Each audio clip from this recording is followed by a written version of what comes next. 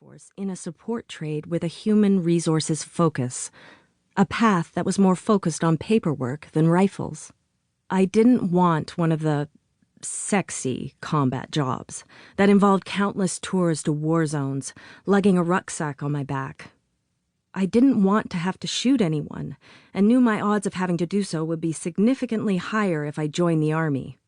Ultimately, I just wanted to help people in a way I saw as being suited to my personality, and in that desire I was straying from protocol, already the family's black sheep.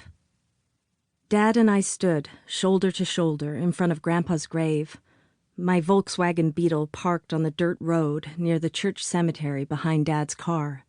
Even in May, the ground was soggy with moisture, my Doc Martens sinking into the earth and liquid seeping through the seams despite Dad's over-aggressive polishing of the toe box. His eyes were trained on the headstone, as though he needed to memorize the inscription. Our family, without ever saying it, resented Grandpa's burial so far from home. All of us felt aimless in our mourning without a grave nearby.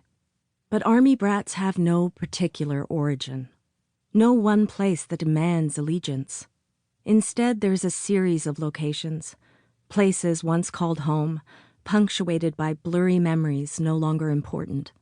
Home is wherever the family is at that moment. And so finding a final resting place might as well be done with eyes closed and a finger jabbed on a spinning globe.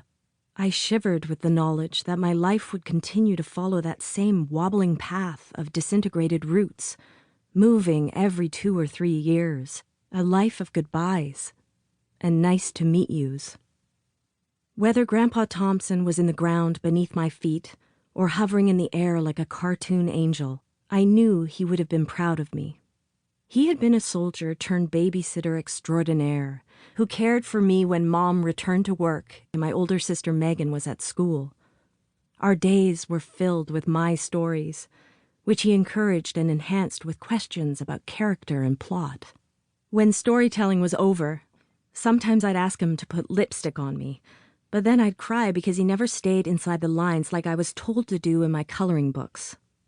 Other times he would pop his dentures out of his mouth and drop them in my hand, still warm and full of saliva, insisting only I knew how to brush them properly. On nice days, I would zip around the driveway on my bike while he chain-smoked from a plastic lawn chair on the porch. I lived for his approval, which he gave steadily and assuredly.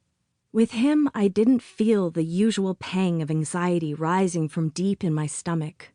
By contrast, Grandpa-less nights were spent nibbling on my cuticles, which I feared made me a cannibal, a word I'd looked up in my parents' large dictionary, and then worrying about the fact that I was worrying.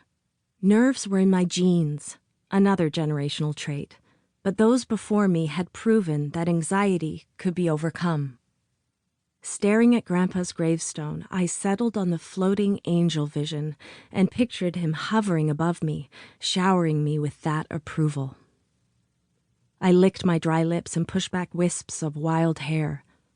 I'd cut my bangs to 1 inch long, so the hair burst forth like it was saluting, a style I rationalized would be easy to tuck into my new beret, not thinking of the effect sans hat. "It's weird to think of him in there," I said, although I sensed I shouldn't be talking. I looked from earth to sky, waiting for some sort of sign, and yet I didn't believe in signs. My father kneeled in front of the grave and placed a weary hand on the top of the rough granite edge of the headstone. "Dad," he whispered. His jeans were damp around the ankles, and his mustache quivered above his stalwart lip. The only reason Dad had time to drive to Quebec with me was because he'd been placed on medical leave from work at Base Borden after he was paralyzed by depression and stress. Certainly, his bouts of tears had become more common as he neared the end of his own military career, a medical release after more than 3 decades of service. Although neither he nor Grandpa T could ever say the words post-traumatic stress disorder, both men carried the weight of its symptoms as though they'd gained 100 pounds, the mental condition's burden impossible for family and colleagues to ignore. My anxiety was bred into